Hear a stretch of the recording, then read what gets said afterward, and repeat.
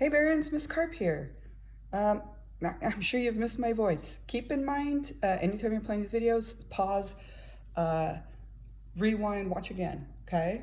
So, hi. All right, so today, definition of derivative over here, and then we're gonna have the generalized power rule over here. Here's our function, f of x equals 2x plus 5. Now you'll notice that if the derivative is just a slope, I should get 2 out of this. So you've been watching some stuff on Khan Academy. Again, derivative is just a slope. So out of this, we should get 2. And then we're going to notice over here, we're going to use this and get the same outcome. So definition of the derivative, the limit as h approaches 0, f of x plus h minus f of x all over h. Our goal is to remove this by factoring the numerator in a sense. All right? Okay, so let's start this. So limit as h approaches 0, and we have 2x plus h plus 5 minus the whole function, 2x plus 5 all over h. So we'll work through some algebra. So we get 2x plus 2h plus 5 minus 2x minus 5 all over h. If I go too fast, pause it. This and this undo each other, this and this undo each other. So all I have left is this, 2h over h, which then tells me these h's cancel. So the limit as h approaches 0 of 2 is 2. So there's our derivative by the definition. So now if we use the generalized power rule, this is telling us we can do this. If I want the derivative, we're going to bring this power out front. We're going to times it by whatever the coefficient is, and then you're going to subtract 1. So that's how this is going to look, okay? So f of x equals 2x plus 5. So f prime of x would be 1 times 2. X, there's a 1 here. 1 minus 1, right? We pulled this 1 out front. And then technically, you have 5 times x to the 0, right? So when we go to do this, right, this is going to look like f prime of x equals 1 times 2, x1 minus 1 plus 0 times 5, x to the 0 minus 1. So 0 times anything goes away. So anytime you have a constant, you're going to notice a derivative, this portion, this term will go to 0. So what do I have left?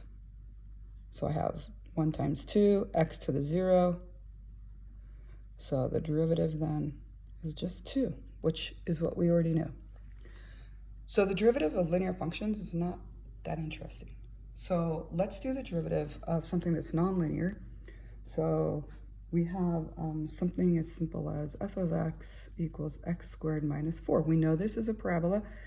The vertex is at -4, right? Drops down, but it opens upward. So if we did the long way, or the definition, we would get x plus h squared minus 4 minus x squared minus 4 all over h. So this is f of x, right? F of x plus h minus f of x. So I know that at some point this has to cancel. So that should kind of be a hint for me.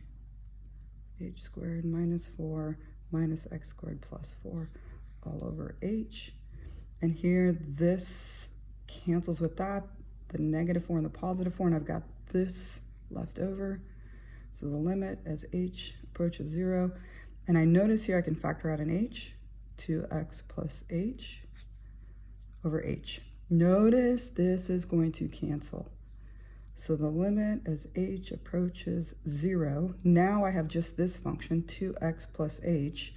Now I can do direct substitution for a limit. So if I do that, then this turns into, this turns into 0, and I just get 2x. So this would be the derivative of this particular function. So let's do this using the generalized power rule. So if f of x equals x squared minus 4, the generalized power rule tells me this 2 would come out front, right? then I'm going to subtract 1 from it, and then this 4, positive, negative, doesn't matter, is going to just go away, right? Because we've got x is 0 and 0 times anything. So what do I end up with? F prime of x equals 2x, because 2 minus 1 is just 1. There you go, Barons.